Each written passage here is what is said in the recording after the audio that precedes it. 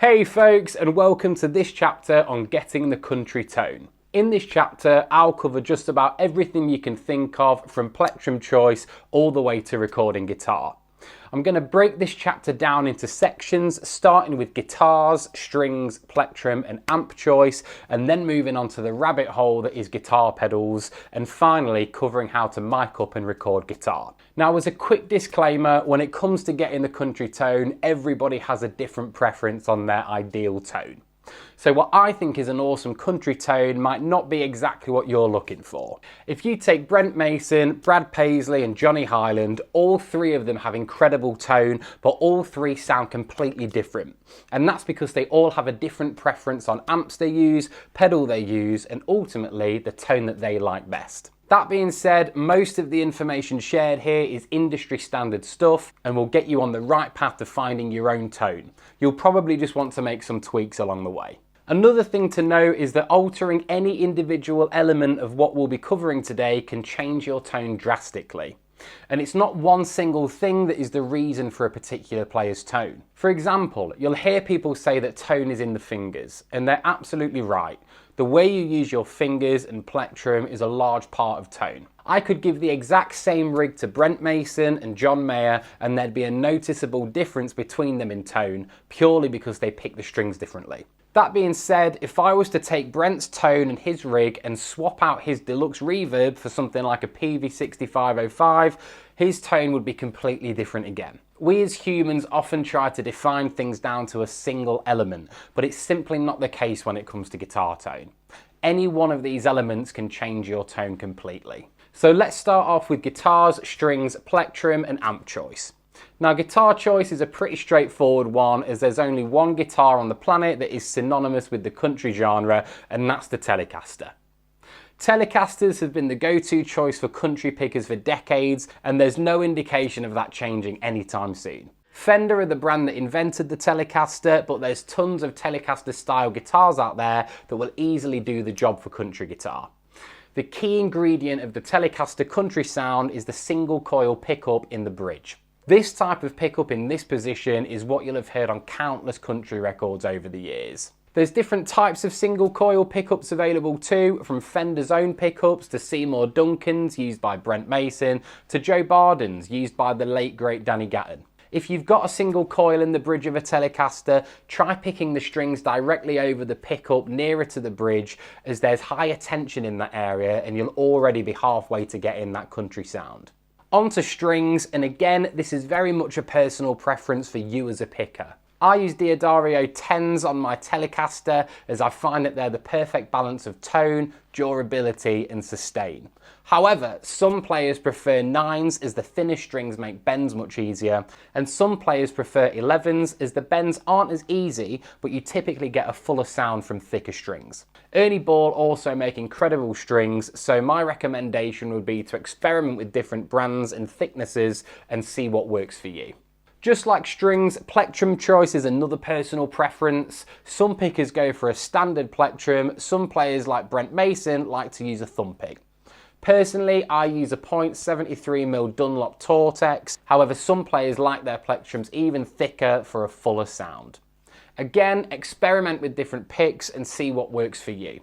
When it comes to choosing an amplifier for country guitar, the golden rule is to choose an amp that offers plenty of headroom. And what I mean by that is an amplifier that can have the volume turned up reasonably high before it starts to break up. We want as much of that full, clean tone as possible so that we get a nice saturation and sustain on the notes without getting any drive or distortion. Examples of great amps for this include the Fender Deluxe Reverb, the Vox AC30, the Fender Bassman and Dr. Z amps. Now, Brent Mason uses the Deluxe Reverb, whilst Brad Paisley uses Dr. Z, and they get their own awesome unique tones. And these amps not only help us get that rich clean tone, but they also work great as a platform for overdrive pedals. Now, not everyone wants to lug around an enormous amplifier to gigs, and these days amp simulators are at such a high standard that tonally they're barely distinguishable from real amps. So if you're looking for something you can put at the end of your pedal board in place of a real amp, then my best recommendations would be the Dream 65 by Universal Audio, the ACS1 by Walrus Audio, the Quad Cortex by Neural DSP, or the Helix by Line 6. There's plenty more available, but all of these I've just mentioned offer incredible simulations of amps you can use to get an awesome clean country tone with plenty of headroom. Now, I use an actual Fender Deluxe reverb amp as well as a Dream 65 for all the content available here in our lesson library, as well as a handful of pedals that help refine and shape my tone. So let's take a look at some gear and start building the perfect country tone. So let's dive into some gear and start building our country tone. Now, before I start with my pedal board, I'm just going to talk you through my recording setup. So I'm running my Telecaster into my board, which is going to my Deluxe reverb, which is running through the aux amp top box by Universal Audio before hitting my Apollo Twin recording interface and then iMac. Now, if you're not familiar with the aux box, it's an incredible piece of hardware that simulates miking up your amp. The aux basically takes your amp tone and runs it through a simulation of a cab of your choosing, mic'd up with the microphones of your choosing. For this, we're using a Shure SM57 and a Royer 121 ribbon microphone with some subtle room sound blended in. Now, this is the sort of setup used by Brent Mason in a Nashville studio, so if you've ever listened to Zach Top or Alan Jackson records, that setup is most likely what you've heard. The SM57 microphone is kind of your bread and butter of recording, regardless of genre. It's the go-to mic for recording electric guitars. The ribbon mic adds another beautiful layer to it, as it's got a warmer, fuller sound with more bottom end. Now, whilst I'm using the aux box to simulate this setup, if you're lucky enough to have the space available or neighbours that you don't like, then the setup is exactly the same. Grab yourself a 57 on your speaker and you'll be most of the way there already to recording a great sound. Now, before we dive into pedals, we need to talk about gain staging. Gain staging means controlling the signal level at every stage of your signal chain, from your guitar, through your pedals and amp, into your aux, Apollo, and finally into your DAW. Every part of the chain can increase volume dramatically. If you're not careful, you can overload your signal without even realizing it. Now, in modern recording, you don't need to record super hot. In fact, you shouldn't. Aim for your average playing to sit around -18 to -15 dB in your DAW, with your hardest pick attacks peaking at around -10 to -6. Now, this gives you plenty of headroom, keeps your tone clean and dynamic, and lets you adjust levels later in the mix without distortion or unwanted compression. Clean country tone loves headroom. Okay, let's talk pedals. So you're going to hear my tone with no pedals on, so just the sound of the amp. Then I'll switch on the pedals I use to get my clean tone, then talk you through them one by one. I've got my amp volume set to about 5 with the treble at 6 and the bass around 5. Okay, so here's the sound of just the amplifier on its own.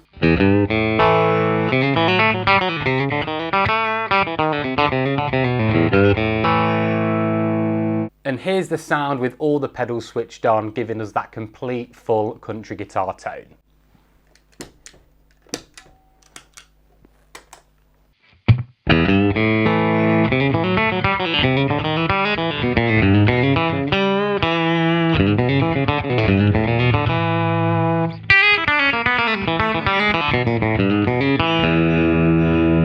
Awesome, so let's go through each one of these pedals individually so you can get an understanding of how each one contributes to creating that beautiful clean country tone. So to start with, we've got a Boss tuner, but we're not going to sit here and talk about tuning pedals. Just make sure you've got one on your board, because nobody wants to hear you tuning, and the moment that thing's on, your signal's completely cut out, so nobody has to sit there listening to you tune your guitar. Next up, we've got a noise gate. Now, a noise gate really isn't something that you need on your board. It's just something I like to have on my board to help me clean up my tone. Because I'm sat here in a studio with tons of electronic equipment and particularly lots of lights, and all of this gear can emit noise that is picked up through the pickups on the guitar and through the cable, and the noise gate simply eliminates that before it even gets to the amplifier. Now you won't see something like this on a pedal board of a pro Nashville studio session guitarist, because all the studios there are engineered in a way that the power is completely clean. So none of the gear or the devices are giving off any sort of static noise or any unwanted noise that you don't want. They're not really necessary, but for me, in my studio, it's something that helps a lot. And that's a really important part of your pedal board. Buy pedals that work for you. Don't just buy ones that pros use because you like the sound of them, because that might not help you create your sound. Next up, we've got a compressor. Now, completely opposite to the noise gate, a compressor really is an incredibly important piece of kit when creating a country tone. There's plenty of guitarists that are happy to just go straight into their amp, but if you've ever listened to Brent Mason, Brad Paisley, Johnny Hyland, Daniel Donato, all these guys use compressors. Daniel Donato even uses a couple of compressors. So they're an incredibly important piece of kit. And a compressor does exactly what it says it does. It compresses your sound. It can shape your tone, it can flatten out some unwanted transients and frequencies, and overall it gives you that clean, spanky, twangy sound that we're so used to hearing when it comes to country guitar. So let's take a listen to our sound without the compressor, so just the noise gate.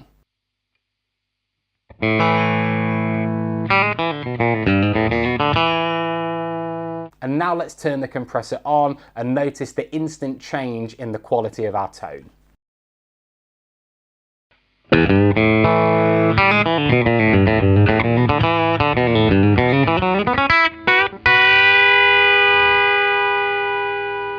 Awesome. Now the Ego compressor by Wampler is my personal favourite compressor. It's an absolutely beautiful sounding compression, and it's been designed by Brian Wampler for what feels like almost specifically country guitarists. It's got 5 settings on it. You've got your volume, sustain, tone, attack and blend. I'd highly recommend matching your gain staging with the volume on the compressor to your amplifier so that you're not getting any additional volume when it's turned on. You want to use all these pedals to shape your tone. You don't just want to use them to boost volume. So we're going to set the volume to the equivalent level of our amp. We've then got our sustain, and personally I like tons of sustain, so I've got that set quite high. The tone knob on the Wampler is slightly different from what you might think. It's not a tone knob that adjusts bass or treble. When it's all the way down in the off position, it is essentially flat and not affecting your tone at all, but as you turn it up, it's adding more treble and slightly more top end as you turn it up. So I like that set at the bottom so that I'm fully in control of my tone, because next we've got an EQ pedal that's going to sort our EQ side of things. After the tone, we've got attack. Again, a bit more of a personal preference with this. I like it quite quick, whereas some players like to leave it a little bit later. And then finally, we've got the blend knob. Now the blend knob is quite unique in that it blends in our clean signal. So you could have this on full and it would still sound awesome. I like it in this position because I simply like the way it sounds at this point when the blend knob is set there. So up next, we've got an EQ pedal. Now, EQ pedals aren't imperative for your board, but they can really help you refine and shape your tone so you can get it exactly as you like. Because often the treble and bass settings on your amp will do a bulk of the job, but to really get it exactly as you want and get yourself some tight bottom end and some nice clear top ends, an EQ pedal is going to do that job for you. So now let's listen with our EQ pedal off.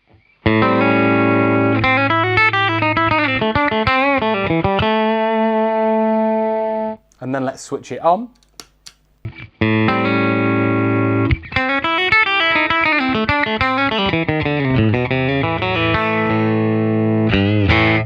Awesome. So the golden rule with EQ pedals is to use them to take out frequencies that you don't want, as opposed to adding frequencies in too much. You want to use it to shape your tone, not bump everything up and then take out a few bits. So in my case, I like to use this to do what we call scooping the mids. Now, what we mean by scooping the mids is taking your middle band frequencies and dipping them down slightly in volume. If you can imagine a graphic EQ, you would literally get the shape of a scoop in that middle part of the EQ. And by dropping out those mids, it kind of adds a sense of clarity to your tone. It keeps the top end sounding nice and clean and sparkly, and the bottom end still present and nice and tight. So like I say, not completely imperative to a pedal board, but can be really helpful with just refining your tone and getting it exactly as you'd like. Now up next in our chain on the pedal board we've got overdrives. However, I'm briefly going to skip past them to go to our delay so that we can get our nice clean country tone and then go back to overdrives and see how they fit in with our overall tone. Now delay, a lot like our EQ pedal, can be used really carefully to create a really nice tone.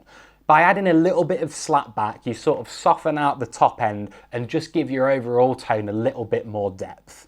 Don't get me wrong, you can also use delay to create way more sounds, but in terms of creating that nice pristine clean country sound that you'll have heard on Alan Jackson records and Zack Top records, we just want to use a little bit of delay so that we're just adding a little bit more depth to our tone. So let's listen to it off.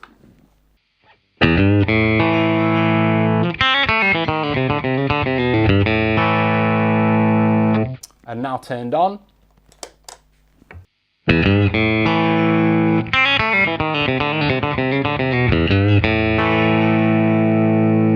Like I say, it's incredibly subtle, but it just adds another layer to help tighten up and clean up our overall tone. It gives a bit of clarity to the top end, a little bit of sparkle, and it just helps the guitar sit in the mix a little bit better. So now we've got our clean country tone, let's take a listen to it before we bring in some overdrives.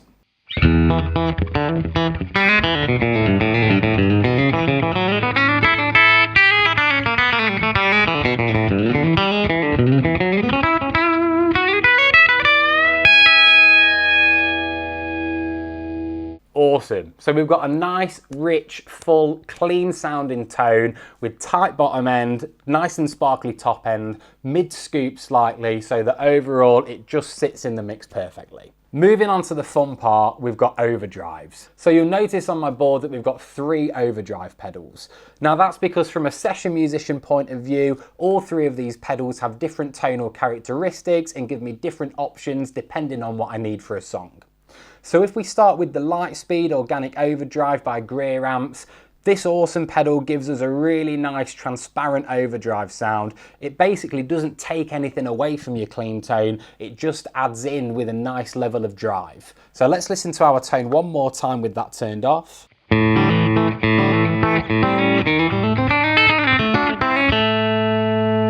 And now switched on.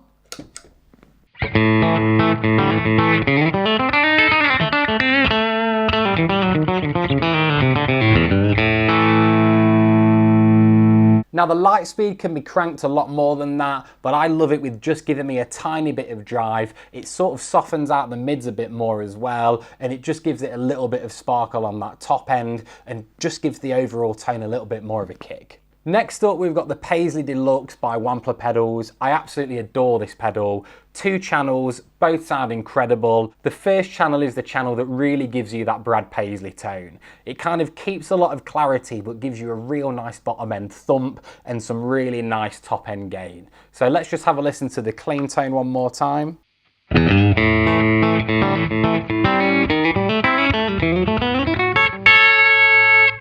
And now with channel 1 of the Paisley Deluxe.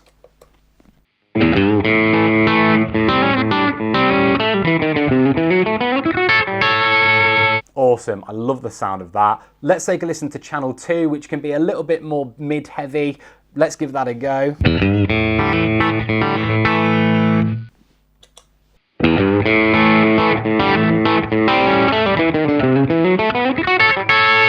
Awesome, a really great sounding overdrive pedal. The fact that you've got 2 awesome channels in one pedal with tons of control, it really is a great pedal to have on your board, and I can't recommend it highly enough. Next up, we've got the Tumnus Deluxe by Wampler. Again, another incredible sounding pedal. This is based off what we call a clon circuit, so the circuits that you would find in the old clon pedals that are like gold dust and worth an absolute fortune these days. It's got a really unique and gorgeous sounding tone, and clon pedals in general are a real gold standard of overdrive pedals. Let's take a listen to it.